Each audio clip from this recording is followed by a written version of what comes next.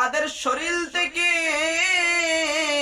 রক্তগুলো ঝরঝর ঝরঝর ঝরঝর করে পড়তেছে।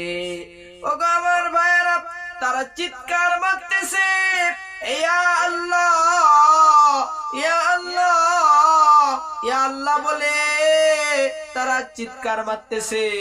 তারা নির্যাতনার সহ্য করতে পারতেছে না।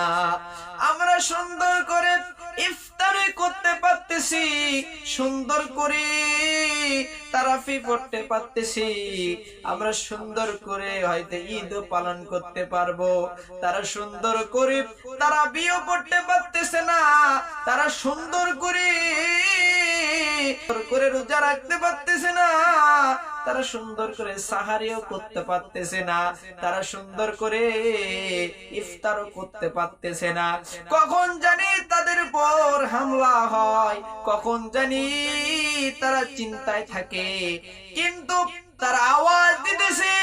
তাদের আওয়াজ আজকে সৌদি আরব সহ ইসলামী অনেক রাষ্ট্র আছে, তাদের কানে তাদের কান্নার আওয়াজ পৌঁছাইতেছে না।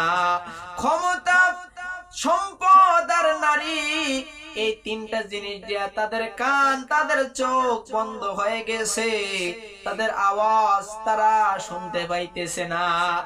ওগো আমার ভাইরা, আরব আমিরাতে খাবারের অভাব নাই। আমার ভাইরা, তারা যে পরিমাণ খাবার নষ্ট করে, আমার ফিলিস্তিনের মুসলিম ভাইরা সেই পরিমাণ খাবার যদি পেত তারা বেঁচে যেত। আমার ভাইরা, এই ফিলিস্তিনের পাশে যে মুসলিম রাষ্ট্রগুলো দাঁড়াচ্ছে না, শুধু নিন্দা জানাইতেছে। কিয়ামতের ময়দানে আদালতে আসামির কাঠগড়ায় দাঁড়াতে হবে, আল্লাহর সামনে জবাব দিতে হবে। ওগো আমার ভাইরা, আমরা যদি আজকে ঐক্য থাকতাম, কোন মুসলিমের গায়ে ইহুদি জাতি হাত দেওয়ার সাহস পেত না। কারণ হলো ইহুদি জাতি আল্লাহর অভিশপ্ত। আমার ভাইরা, ইহুদিদের মূল টার্গেট হলো মুসলিমকে নিধন করা, দ্বিতীয় নাম্বার টার্গেট হলো আকসাকে দখল করা। ওটা আকসাকে ভেঙে তারা থার্ড টেম্পল তৈরি করতে চায়। আমি একটা কথা বলে যাই ছোট্ট হয়ে, আমার ভাইরা, কিয়ামত পর্যন্ত যদি ইহুদিরা ওই আকসাকে ধ্বংস করতে চায়, কোনোদিন সম্ভব হবে না। কারণ হলো আমার ভাইরা, ইমাম মাহদী আলাইহিস সালাম সহ তার অনুসারীরা আকসায় তারা আশ্রয় নেবে।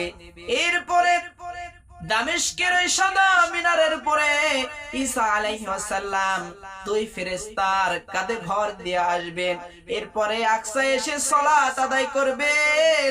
তারপরে সালাত আদায় করে দাজ্জালকে দুনিয়া থেকে বিদায়ের জন্য মাঠে নেমে যাবেন।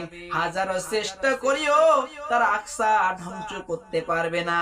আমি একটা কথা বলে যাই বন্ধু, আমাদের হাতে কিছু নাই, আমরা মুসলমান, আমাদের দায়িত্ব হলো আল্লাহর কাছে দোয়া করা।